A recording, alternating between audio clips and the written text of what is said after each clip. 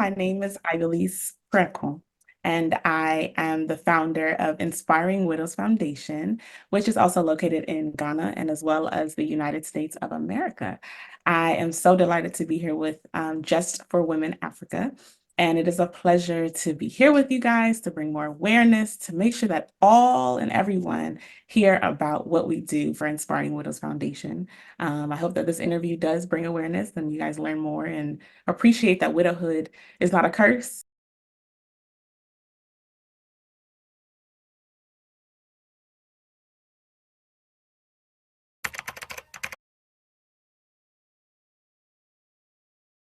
Okay, so I started this wonderful negotiative project in 2015, well, 2013. I was in pageantry at the age of 16-ish. Um, And so I was in pageants. I just started doing pageantry. And because of that, I had to have a work that I wanted to do. If I was to win any of the pageants, I needed something to work on or an aim or a goal as to why I felt like I needed to be queen. And so my grandmother, who was a widow when she was alive, that's who someone that I really looked up to.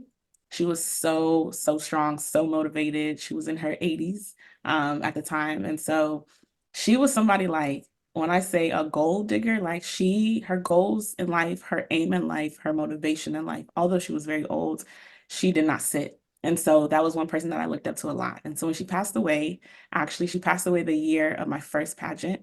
That summer, she passed away. And so it was something that was heavy for me because I wanted her to, experience this initiative that I wanted to take. And so I dedicated my my work to widowed women. And so that's where it started from. And it's been going since. It officially started when I won Miss Ghana USA 2015. And I've been working with widows since.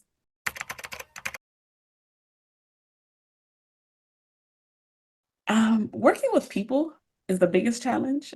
I think in general, we tend to forget that people will always be one of the hardest industries to work with and to work in because unfortunately, we have to work with people. And so the biggest challenge for me is making sure that people understand the vision, people understand the criteria, the responsibilities that come with it's IWF. And so sometimes people don't understand the vision, therefore they do it how they would do best. And I carry the vision. I know how I want it to be done. And so the biggest challenge is making everyone be on the same page, making sure everybody understands the initiative and why we even started doing this in the beginning.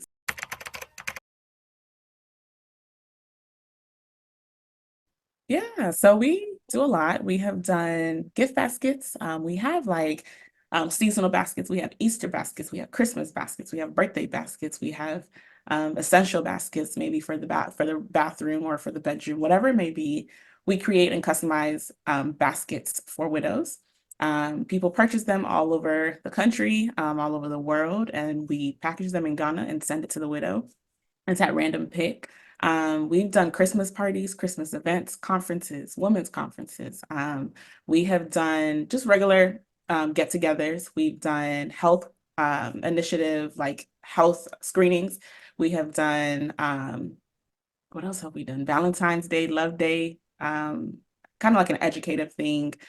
We've done a lot of clothing donations. Um, a lot of food pantry giveaways. We do everything that a widow would need in the time of her grieving.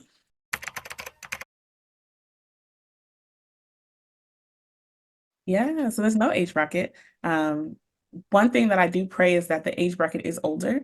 We don't like, well, I don't like, the youngs to go through such heavy grieving. And so I always pray that not for anybody to be a widow, but if it is to be so, it would be somebody who has really experienced life with their partner and really had these children and grandchildren with their partner. But unfortunately, that's not the case. We have the youngest we've had was in their 30s, early 30s, maybe late 20s, here in the US. And so we have unfortunately had to be there for them. They had a child, they have a child. And so that was the youngest. We don't have an age bracket. We don't cut people off because you're too young or too old. We welcome everybody. How do we achieve them? How do we get them? We have people in different areas of Ghana, and I have a team that also works with these leaders and kings of the land who go out and speak and meet with them so that we're able to get the green light to work on the land.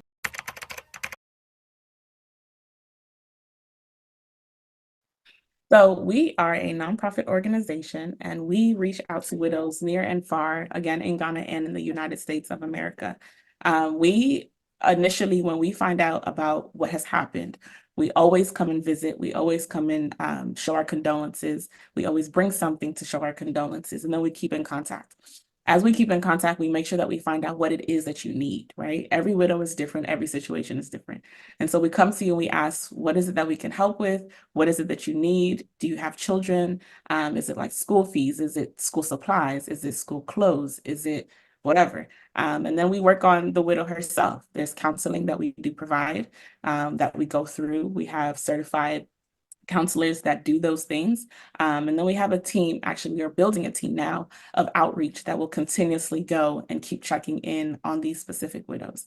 One thing that I mentioned earlier was that we want to do more next year, and the more consists of rebuilding houses. Like if there's some, updated or something to be updated in the house, whether it's a mattress, whether it's your ceiling is falling, whether it's painting, whatever it is to help keep that same support that they had as their husband was alive, then we do that as well. And so we go deeper just beyond the gift giving and the parties and the food and all that stuff. We do more of internal work as well, emotional work. And then we conclude it with the party to take their mind off of a lot of the things that they have to go through.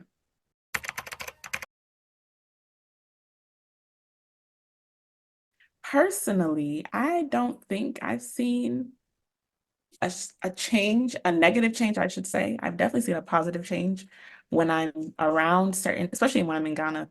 I'm known a little bit in certain areas that I've already made impact in. And so they know me, they see me, they've heard about me. One thing we want to do this year is really push the awareness and make sure everybody in Ghana knows about IWF.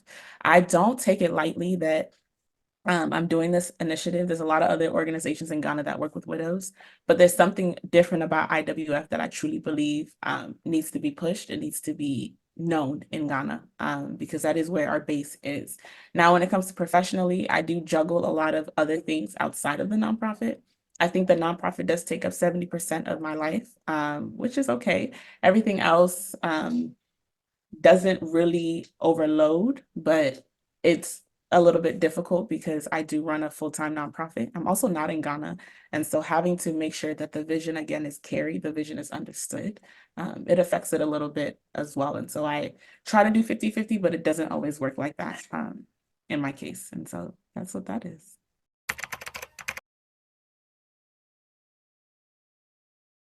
Good feedback. Sometimes I know recently we've received some that they want more. So it's become they depend on us. And sometimes we don't want that because, again, we want them to become self-sufficient, even if it's after 2 years, after 5 years. We're not putting a time frame on it, but we are putting a frame that, okay, look, we're here to help you for some time so that you can become self-sufficient. And that does include us, if you need, starting a business for you, starting, giving you clothes to go sell or whatever the case may be. But we don't want it to be a dependency thing. Take your time, heal, get back on your feet. We do build strong women. We don't build weak women. And so we want to make sure that every woman is self-sufficient. She's able to get back on her feet. She's able to provide for herself and her children. And then, of course, God willing, she will get married again. She will find a new spouse. She will be okay. So we don't, we don't we don't keep them going for long. The feedback has been amazing. People come back and tell us, God bless you, and we hope to see you soon. And, if it wasn't for you, I remember one time we went to Reverend Charlotte Odro and her husband's church in Kwabena. And the day that we went, we took just regular food, rice and oil and tomato paste and stuff like that. And there was this one lady that came, she knelt in front of me and I didn't understand. And she said, if it wasn't for you today, me and my children wouldn't eat. And so there's things like that that make me realize that everywhere we go, everywhere we touch, everyone we see and interact with, it's a God-given reason. There's a reason why I can't stop. There's a reason why we do what we do. There are people that are starving. There are people that don't know how they're going to see their tomorrow or where their food from tomorrow is going to come from. And so for someone to come and show that much gratitude, like if it wasn't for you and your team, I don't know what me and my kids would eat, is very disheartening to me. And so that's one thing. That's the reason why I don't play with my nonprofit.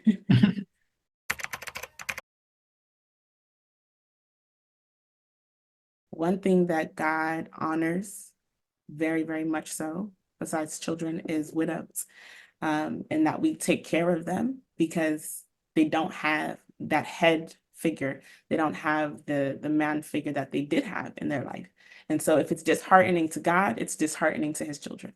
And that's how I see it. I hope and pray that the world truly honors widows. Like, do what you can if your neighbor is a widow, check up on them, see how they're doing. It doesn't have to be, a physical thing that you give them, but just the thought that you have for them is enough. I have experienced a lot of widows, a lot, over thousands of widows that I've encountered, and everybody's story is different. But one thing that they have in common is that they are all grieving. They are all going through it. They are all in a place of hurt. And so the best that we can do is just think about them.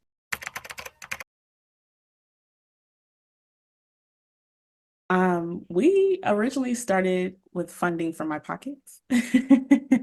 That's as simple as I can say it. I work very hard to put on what I put on. And so most of the funding from the past 11 years have been from my hardworking, God-given money. And so that's where that comes from now. Today, or the past few 3, 4 years, we have been receiving donations through PayPal, Cash App, Venmo, and on the actual website, you can also make a payment through your credit card or whatever card. And then we also just added our MTN Momo number. So all the Venmos and the Cash Apps, they're all the same name, which is Inspiring Widows. That's it. Everything is just Inspiring Widows.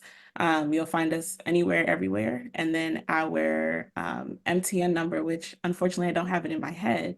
I can put that as well when I get that and share that with you guys. But everything is the same thing on all the platforms, Inspiring Widows. Now the MTN number is 054-832-1388.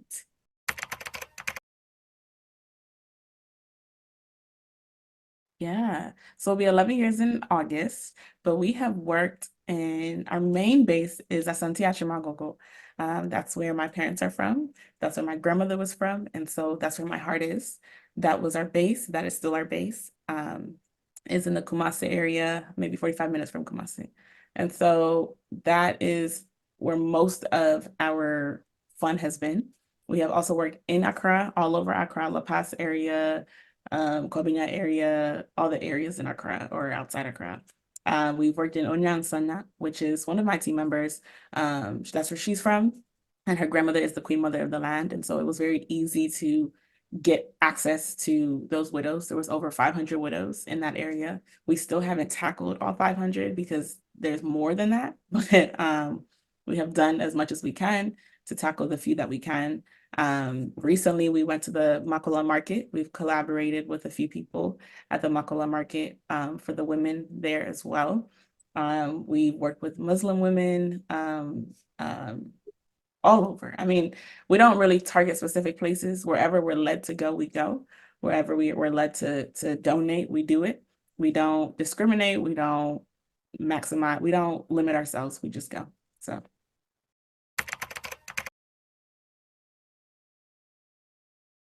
start with the little idea that you have, and let it bloom, let it become big, write it down, make it plain.